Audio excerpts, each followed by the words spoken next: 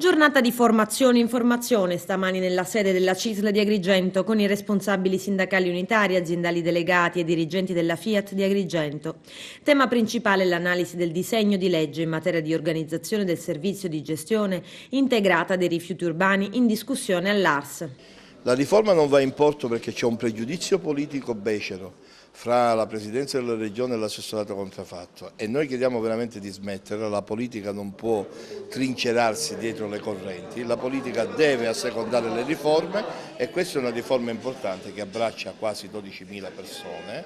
una riforma che poi serve alla gente, serve alle famiglie, perché se parliamo di raccolta differenziata ci sono dei comuni che sono poi molto pregevoli e stanno facendo risparmiare le famiglie, ci sono altri comuni in cui non si va avanti, ci sono pericoli di licenziamento, ci sono costi per le famiglie, ci sono città sporche e questo la CISL lo sta cercando di affrontare facendo un inventario nel territorio regionale. L'obiettivo è quello di migliorare il disegno di legge attraverso un confronto e l'analisi delle situazioni dei diversi territori che rappresentano realtà non omogenee, la distribuzione delle produzioni dei rifiuti, il minor costo per i cittadini, la salvaguardia dei livelli occupazionali e la crisi finanziaria dei comuni. Abbiamo iniziato un giro federazione e confederazione sui territori proprio per tenere il gruppo dirigente abbondantemente informato su quelle che possono essere le novità di un disegno di legge che noi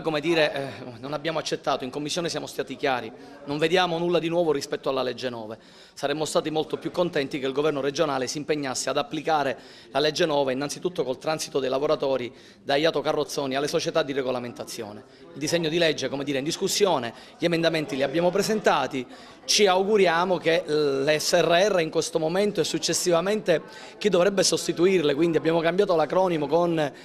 bacini territoriali di affidamento, si rendano conto che ci sono 10.000 famiglie su quel pezzo e ci sono territori da tenere in pulizia. Quindi è chiaro che o l'SRR o i nuovi bacini, la palla è sempre sul campo dei sindaci. Nei prossimi giorni la CISL avvierà un'intensa campagna di confronto con i cittadini, con i comitati di quartiere, per traslare all'attenzione delle amministrazioni locali, in considerazione che il costo della raccolta dei rifiuti grava interamente sulle tasche dei cittadini. Sì, infatti diciamo che il conflitto che nasce nelle varie discussioni fatte con le amministrazioni locali è quello di garantire una tassa sui rifiuti equa, perché i cittadini sono tartassati ormai dalle tasse locali, e nel frattempo garantire i livelli occupazionali in atto. Oggi è una contraddizione assoluta perché ci avviamo verso un periodo strano, la Tari è a tariffe esagerate in tutta la provincia di Agrigento, i cittadini sono tartassati, i comuni hanno grandi difficoltà economiche perché spesso non riescono a sostenere anche l'evasione e le città non sono pulite per come dovrebbero essere.